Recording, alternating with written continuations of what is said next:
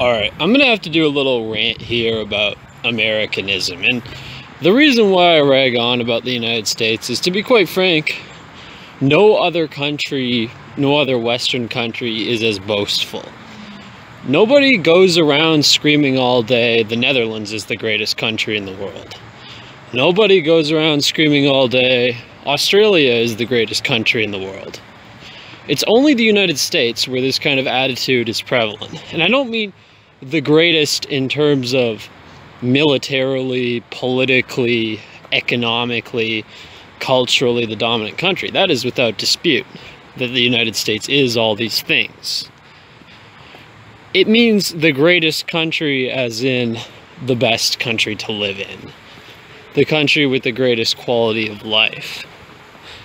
The country that, if you could choose to be born anywhere in the world, you would choose that particular country every time. And I was listening recently to Ann Coulter's book, Adios America, and I kind of just got sick of it because she kept going with this narrative that the entire world wants to come to the United States and that the US is this shining city on the hill, this beacon of light that everybody wants to flock to, and in the process of that, everyone is tearing down. But the truth is, it's not just happening in the United States. It's happening in Europe, in Canada, Australia, New Zealand, even Argentina, and southern Brazil. Hell, even South Africa, with immigrants from the rest of Africa coming there. So this whole narrative that is literally the title of Mark Stein's book, America Alone, I don't buy into it at all. There's nothing special about the United States. The United States is a country that is great in many ways because of the people who built it, white people. And white people built a lot of other countries too. And these countries, like, in many ways will surpass the United States. The United States has a lot of problems. And these problems are not only because of the black and Hispanic population. That's something a lot of Americanists like to fall back on in the alt-right, is the argument that all of America's problems are because of the black and Hispanic populations, and if you took those populations away, America would be unquestionably the greatest country in the world. But I don't think that's true. You see, I've been to France. There's a ton of blacks in France. Like, France does not take racial population statistics, so we don't know how many there are exactly. But I would guess it could very possibly be upwards of 10% for the entire country. And then you also have to factor in the massive Arab population. So all things considered, France demographically might not even be that far off from the United States.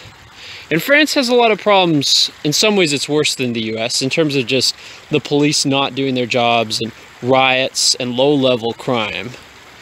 But the murder rate in the US is like, it's probably over twice, maybe 3 times that of France. And the levels of violent crime, it's not even comparable. Like, the US has absurdly high levels of violent crime for a first world country. And I don't think you can just say it's because of the demographics, because, you know, France has similar demographics. Well, substitute Hispanics for Arabs, and then blacks in both cases. And yet, the violent crime rate in France is nowhere near as high. I mean, true, maybe there's a lot more unreported crime going on in France, but the point remains. And violent crime is only the tip of the iceberg. Obesity, that's a huge one. You go to Europe, you just don't see lumbering fat people everywhere. You don't see a bunch of blubber bellies shaking the earth everywhere you go. Like, in America, it's getting to the point where obesity is becoming so standard that normal men are starting to see fat girls as attractive as a coping mechanism. Like, let's be honest, this whole BBW thick girl thing, like, a lot of this is just straight up coping, okay? A lot of this is simply Americans and Canadians adjusting to the reality that there are so many fucking fat women everywhere that you kind of have to force yourself to be attracted to them. Like, if you're not Bruce Wayne, if you're not that kind of man, if you're not a fucking billionaire who's like 6 feet tall and has like a bunch of expensive shit, you basically gotta settle for a fucking fat girl. Or a girl who's like chubby, maybe. My point being that, you know, that is a huge problem in and of itself, obesity. Okay? So, obesity, the fact that like half of the young boys are on ADHD medications, like what the fuck is up with that? They're making, these medications are making them shorter. They're turning them into zombies.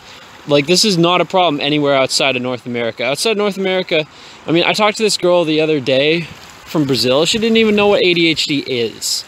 People in other countries haven't even heard of this shit. Food allergies, that's another one. Like, in Europe, you go there, they put nuts in everything. Pastries and stuff. Here they don't. You know why? Because everyone's fucking allergic to them. Everyone will die if they eat them. These food allergies are not a problem in Europe. I think a huge source of this, at least in terms of the obesity, I can't speak for the cause of food allergies, but a huge source of this is the libertarian attitude toward putting toxic chemicals in food. This idea like, oh, my freedom, corporations should be free to do whatever they want. So if they're going to put toxic chemicals in food because it makes it cheaper to produce, and these chemicals are going to turn everyone into a bunch of blubber butts, then fine, you know?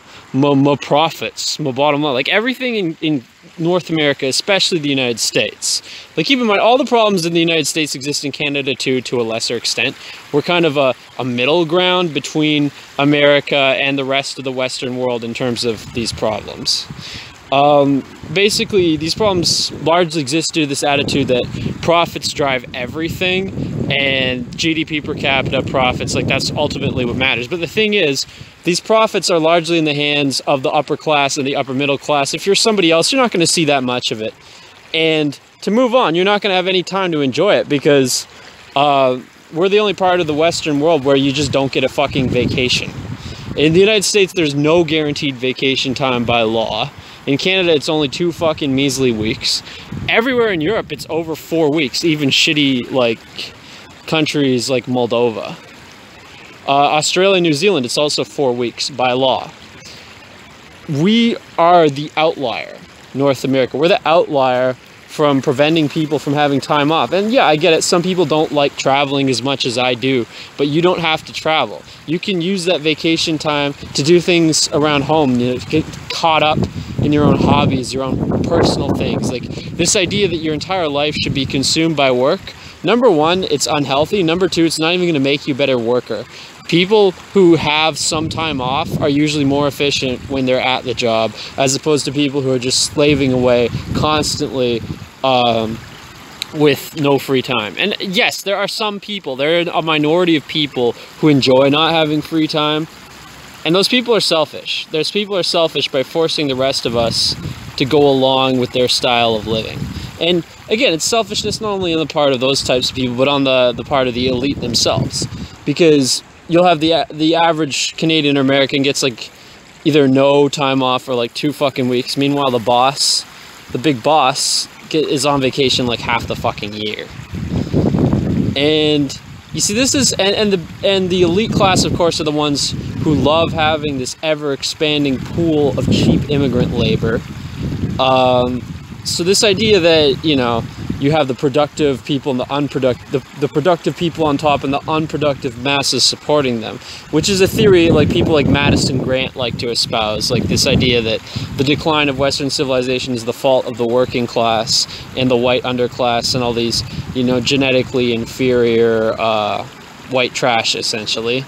Not necessarily just literal redneck white trash, but like what they would consider, you know, trashy urban people too, like the working class or the lower middle class. But the truth is, the elite class have been much more instrumental in promoting mass immigration than any other class of white people. They're the ones who vote liberal the most. They vote left-wing more than any other class of white people.